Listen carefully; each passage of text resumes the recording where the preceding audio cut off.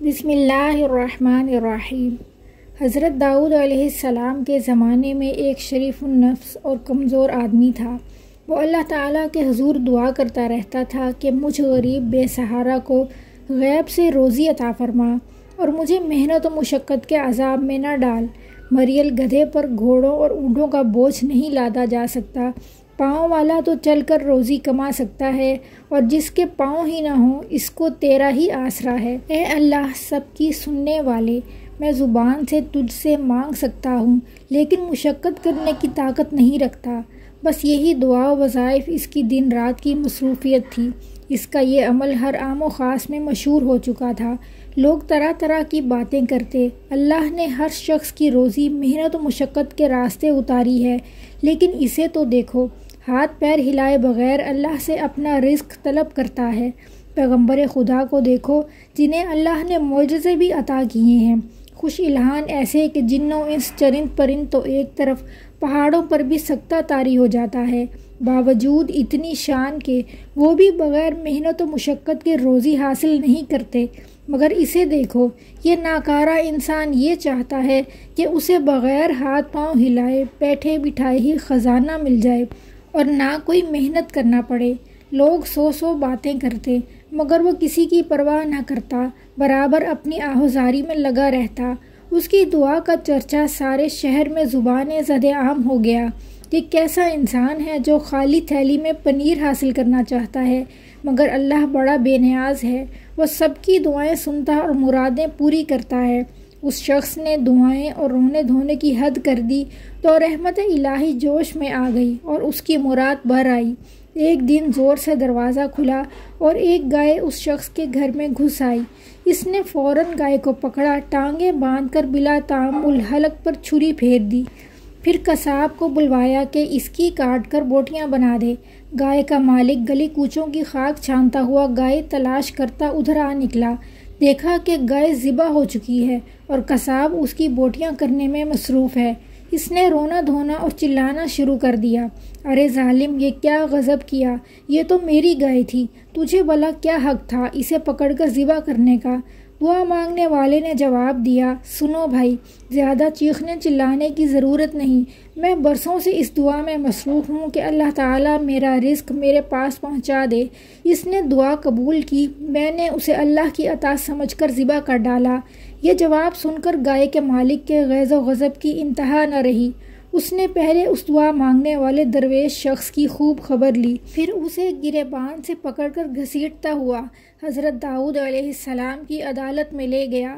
لوگوں نے گائے کے مالک کی باتیں سنی تو اسے حق پر قرار دیا۔ درویش نے اس بے بسی کی حالت میں آسمان کی طرف دیکھ کر دعا کی، اے اللہ، اے رحمان الرحیم، تجھے خبر ہے کہ میں نے اپنی آرزو کی تکمیل کے لیے سینکڑوں روز شب و آہوزاری کی اور دعا مانگنے میں صرف کیے۔ میں نے جو خواب دیکھا تھا اس نے مجھے تیری بندگی میں مست کر دیا۔ میری مثال اس مست اونٹ کی سی ہے جو سستی اور تھکان محسوس کیے بغیر منہ سے جھاگ نکالے بوجھ اٹھائے چلا جاتا ہے۔ میں نے جب اپنی مراد پائی تو یہ شخص مجھے تیرا بندہ نافرمان سمجھ کر شیطان کی طرح سمجھ رہا ہے۔ اے اللہ، میں تو ہمیشہ تیرے ہی آگے دستے سوال دراز کرتا رہا ہوں، تو میری پردہ پوشی کر لے اور مجھے ذلیل ہونے سے بچا لے۔ گائے والے نے چلا کر کہا، آسمان کی طرف کیا دیکھ رہا ہے؟ میری طرف دیکھ، حقیقت کا سامنا کر۔ وہ گھنا درخت جس کی شاخیں آپس میں اس طرح ملی ہوئی تھیں کہ سورج کی شعاؤں کو زمین تک پہنچنے نہیں دیتی تھیں، کیا تم لوگ جانتے ہو کہ اس درخت کے نیچے ایک آدمی کو قتل کیا گیا؟ یقیناً تم نہیں جانتے، البتہ وہ جانتا ہے جس نے اس زمین و آسمان کو پیدا فرمایا۔ حضرت داؤد علیہ السلام نے فرمایا، حقیقت یہ ہے کہ اس گائے والے نے اپنے آقا کو قتل کیا۔ یہ شخص اصل میں مقتول کا زر خرید غلام تھا۔ اس نے اپنے آقا کو قتل کر کے اس کے مال و دولت اور جائیداد پر قبضہ کر لیا۔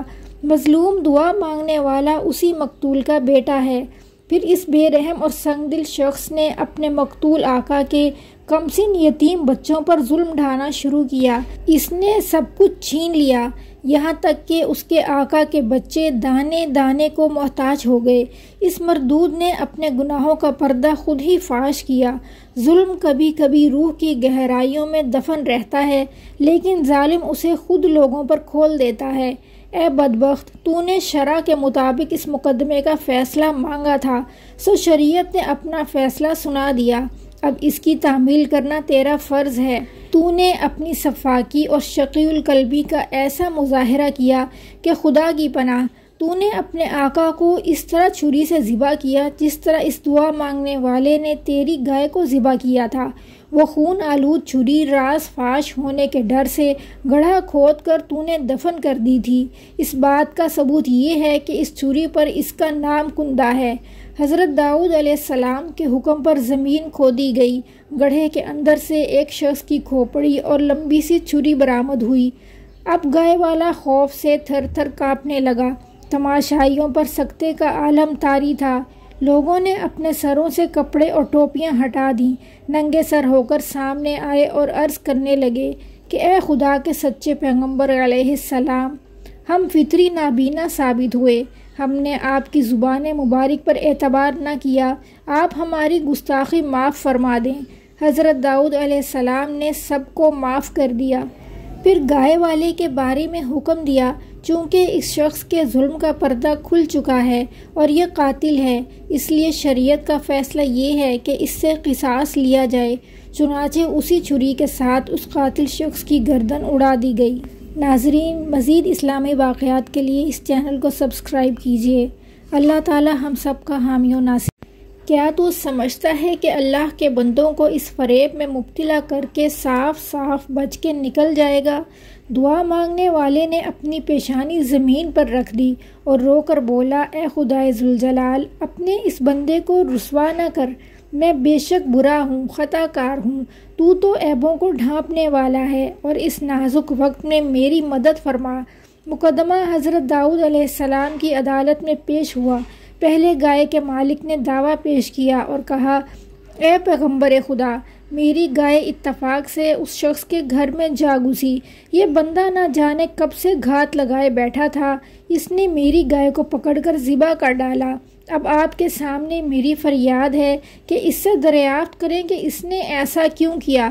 دعا مانگنے والے نے اپنی صفائی میں یوں عرض کیا، اس شہر کے سبھی لوگ مجھے جانتے پہچانتے ہیں، آج تک میں نے کسی کا مال مارا نہ چوری کیا اور نہ ہی ناجائز کسی کو پریشان کیا۔ میرا گزشتہ کئی سال سے یہ معمول رہا ہے کہ شب و روز بارگاہ الہی میں یہ دعا کرتا رہتا تھا کہ بغیر محنت و مشقت کے مجھے رزق عطا فرما۔ آخر مسلسل دعاؤں کے بعد اللہ تعالیٰ نے میری آرزو سنی اور یہ گائے خود بخود میرے گھر میں گھس آئی۔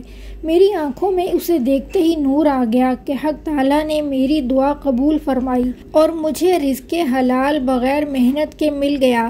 میں نے اللہ کا شکر ادا کرتے ہوئے اس گائے کو ذبح کر ڈالا۔ یہ شخص نہ جانے کہاں سے شور مچاتا ہوا آ گیا اور کہنے لگا کہ گائے میری ہے۔ حضرت داؤد علیہ السلام نے یہ سن کر فرمایا کہ ایسی معقول دلیل دے جس کی بنا پر تو نے گائے ذبح کی۔ تیرے بیان سے یہ ثابت ہوتا ہے کہ وہ گائے تجھے مالک نے دی، نہ تو نے خریدی۔ دعا مانگنے والے کی آنکھوں میں آنسو آ گئے۔ اے پیغمبر خدا، آپ بھی وہی کہنے لگے جو دوسرے کہہ رہے ہیں۔ ایک دل سوز آہ اس کے دل سے نکلی اور اس نے آسمان کی طرف نگاہ اٹھا کر کہا، اے میرے دل کا درد جاننے والے، تو داؤد علیہ السلام کو روشنی عطا فرما اور انہیں حقیقت حال سے آگاہ فرما۔ اتنا کہہ کر وہ دھاڑے مار مار کر رونے لگا۔ اس کی آواز میں ایسا درد تھا کہ حضرت داؤد علیہ السلام کا دل بھی پگھل گیا۔ انہوں نے گائے کے مالک سے کہا کہ اس کا فیصلہ ایک دن کے بعد کیا جائے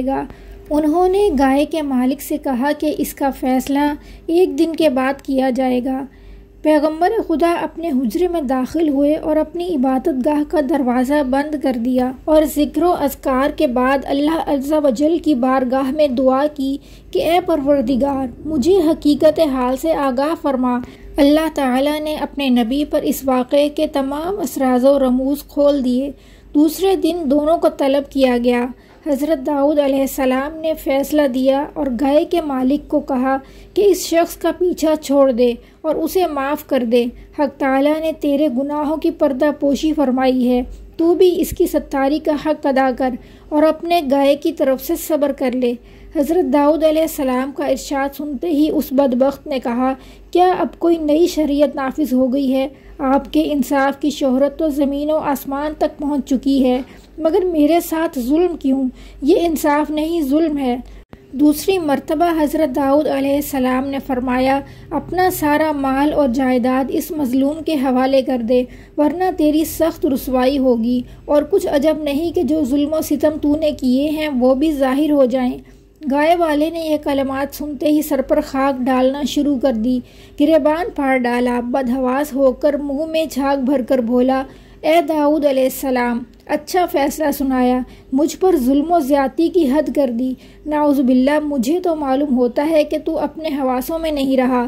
حضرت داؤد علیہ السلام نے اسے قریب بلایا اور کہا، اے بدبخت، اس ہنگامے سے باز آ، کہیں یہ تیری ہلاکت کا باعث نہ بن جائے، جو تو نے بویا ہے وہ اب کاٹ۔ اب تیسری مرتبہ حضرت داؤد علیہ السلام نے ارشاد فرمایا، تو اپنے اہل و عیال بھی اس کے حوالے کر دے۔ اس حکم پر وہ شخص اپنا سر پیٹنے لگا۔ حضرت یہ کیسا حکم دے رہے ہیں؟ تماشائی پیغمبر خدا کے احکام کی اصل وجہ سے ناواقف تھے۔ ان میں سے دو آدمی کہنے لگے، اے اللہ کے نبی، آپ کی ذات بابرکات سے ایسا ظلم، ہم سب حیرت میں ہیں۔ حضور، گائے والے پر اتنا عتاب آخر کیوں؟ اور جس نے ناحق گائے پکڑ کر ذبح کر ڈالی اسے آپ نے بری کر دیا۔ حضرت داؤد علیہ السلام نے فرمایا، شاید کہ اب وہ وقت آن پہنچا ہے کہ اس گائے والے کے پوشیدہ راز ظاہر کر دیے جائیں۔ حضرت داؤد علیہ السلام سب کو دریا کے کنارے ایک بہت پرانے گھنے درخت کے نیچے لے گئے۔